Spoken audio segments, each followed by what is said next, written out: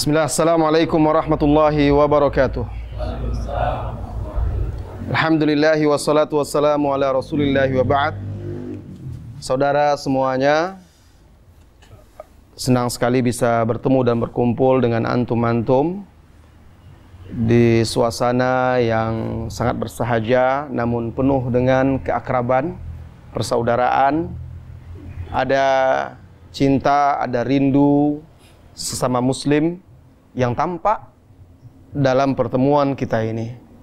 Mudah-mudahan pertemuan kita ini adalah pertemuan yang dirahmati oleh Allah Subhanahu wa taala, dan perpisahan kita sesudah pertemuan ini juga perpisahan yang dirahmati, diberkahi, dijauhi dari perpecahan. Amin.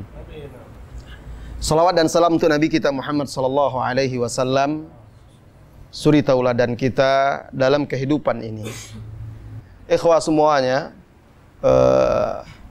persaudaraan di dalam Islam, ukhuwah Islamiyah, sangat besar keutamaannya.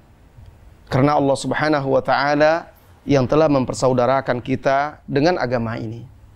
Bahkan jangankan kita, Nabi Muhammad sallallahu alaihi wasallam, kata Allah Subhanahu wa taala di dalam surah Al-Anfal, "Lau anfaqta ma fil ardi jami'a ma allafta baina qulubihim walakinallaha allafa bainahum." Kalau seandainya hai Muhammad sallallahu alaihi wasallam engkau infakkan harta sepenuh bumi ini, engkau tidak akan bisa menyatukan hati mereka. Tetapi Allah lah yang menyatukan di antara mereka. Allah yang menyatukan di antara kita. Allah yang mempertemukan kita. Allah yang mempersaudarakan kita.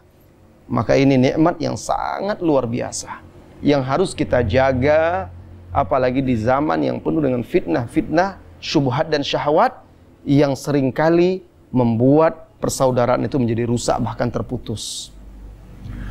Kemudian orang yang saling mencintai karena Allah Subhanahu wa taala termasuk satu dari 7 golongan yang kelak dinaungi oleh Allah Subhanahu wa taala, di bawah naungannya di yaumil qiyamah, yaumul mahsyar, ketika tidak ada naungan kecuali naungannya. Kata Rasulullah sallallahu alaihi wasallam di dalam hadis yang muttafaqun alaihi, wa rajulani yatahabbani fillah, dan 2 orang yang saling mencintai karena Allah. 2 orang saling mencintai karena Allah. Mereka bertemu, kata Rasulullah sallallahu alaihi wasallam, dan berpisah karena Allah.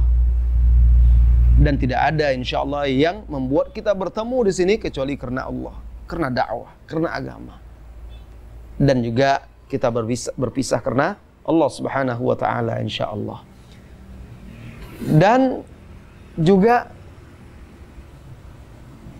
orang yang saling mencintai karena Allah Subhanahu wa taala diampuni dosa-dosanya.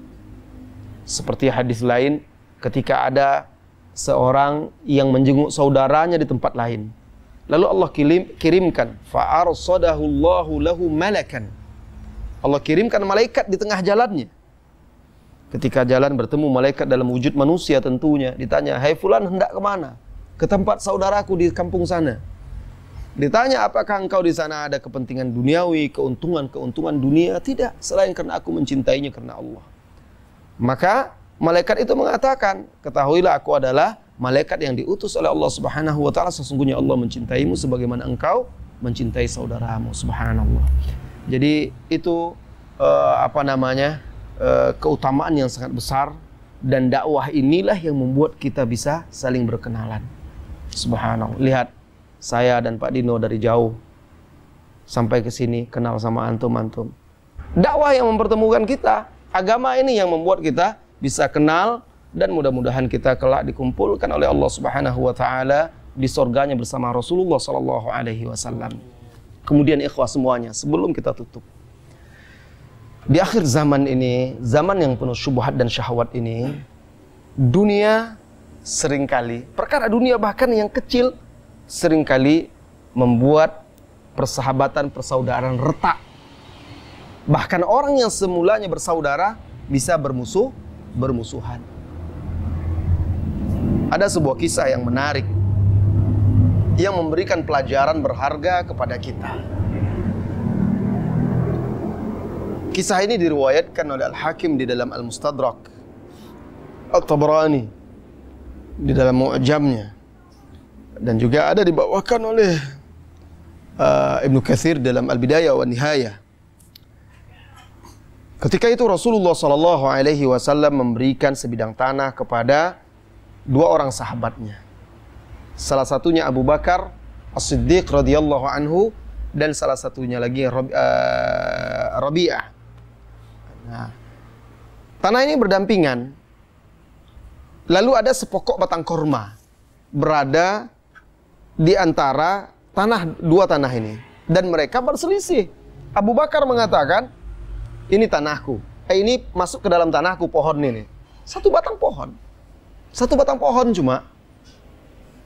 Sementara Rabi'ah juga dia mengatakan, ini adalah masuk ke tanahku. Akhirnya mereka berselisih. Apa kata Rabi'ah? Fakhtalafna.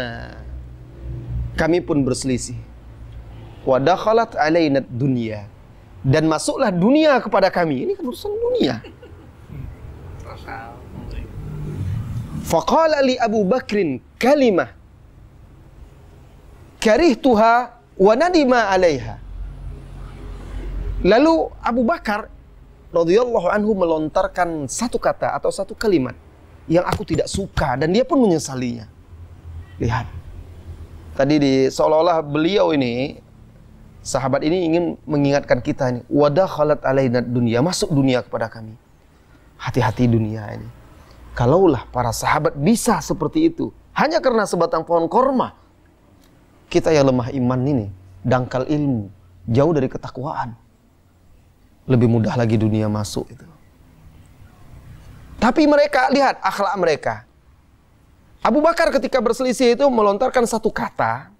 Apa kata sahabat yang satu ini? Karihtuha, aku tidak suka perkataan dia itu kepadaku. Tapi Abu Bakar kata, wa nadima 'alaiha, dan dia menyesalinya. Bahkan saking menyesalnya Abu Bakar berkata kepada sahabat ini, ya Rabi'ah, hai Rabi'ah, qul li kalimatan kama qultuha 'alaik. Hai Rabi'ah, ucapkan ucapkan kata-kata seperti yang saya ucapkan kepadamu tadi, balas. Abu Bakar langsung nyesal dan takut, dia merasa bersalah. Dia minta, balas saya. Gitu. Jadi dunia walaupun mereka sempat berselisih masalah kamu, tapi mereka cepat menyelesaikannya. Tidak sampai mereka itu langsung bermusuh-musuhan. Akhirnya tidak tegur sapa, bahkan akhirnya gara-gara itu pun kita mulai tidak aktif di dakwah. Ini itu langsung akhirnya dakwah menjadi lemah. Iya. Dakwah sunnah ini ghurbah, gharib, terasing, ghuraba.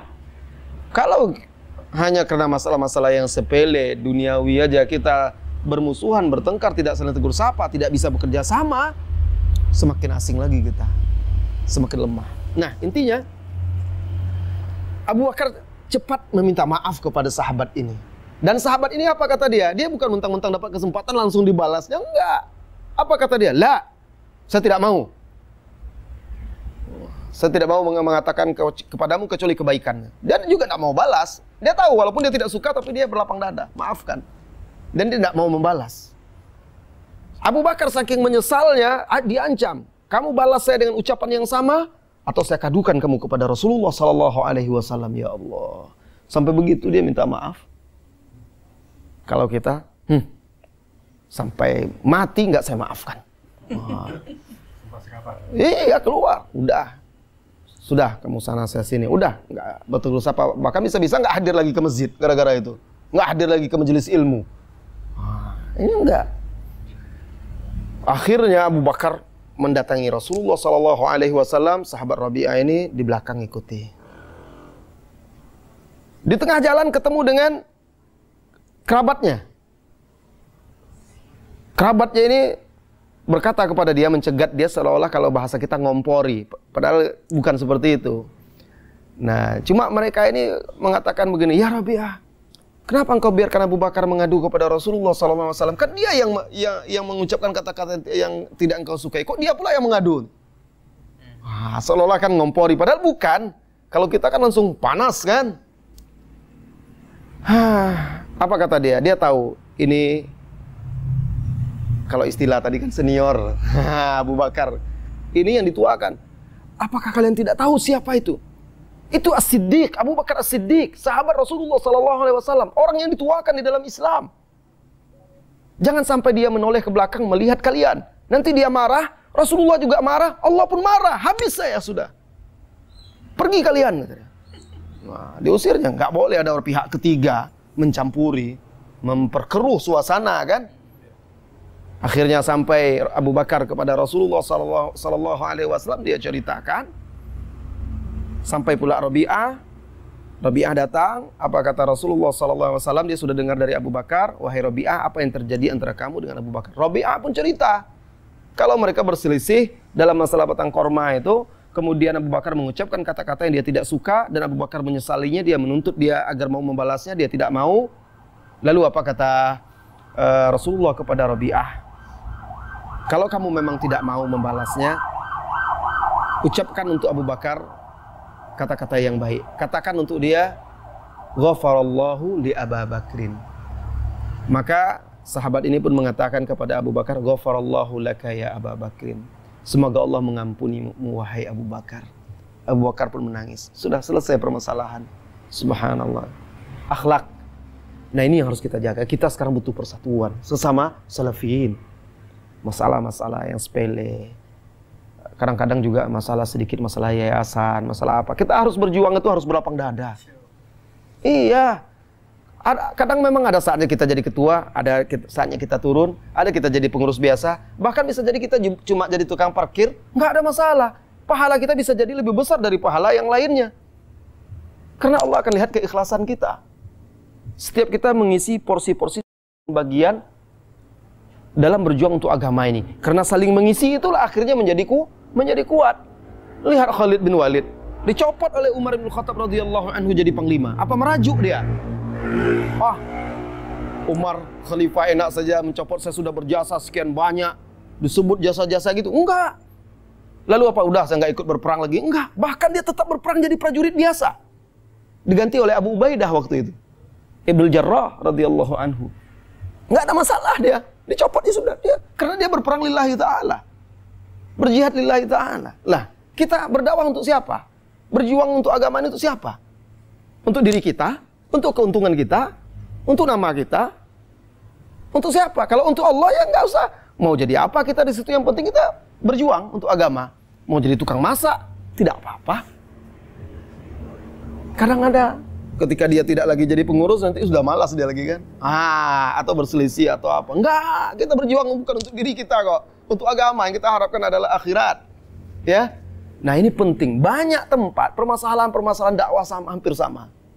Hampir seperti itu saja. Tapi kalau kita belajar dari akhlaqus salafus saleh, maka kita lihat mereka.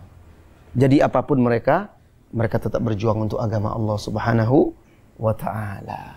Ini hikmah yang sangat dalam. Mari kita petik, kita renungkan. Mudah-mudahan bisa menjadi teladan bagi kita. Cukup di situ dulu, karena kasihan ikan ini sudah mulai dingin ya. Dia sudah manggil-manggil kita kan. Tadi pagi kami berenang kan, cuma sama ikan kan di ponggok kan. Sekarang dapat ikannya betul Pak ya. Yuk kita makan, saya tutup. Wassallallahu wasallam ala nabiyyina Muhammadin walhamdulillahirabbil alamin. Subhanakallahumma wa bihamdika asyhadu an la ilaha illa anta astaghfiruka wa atubu ilaik. Assalamualaikum warahmatullahi wabarakatuh.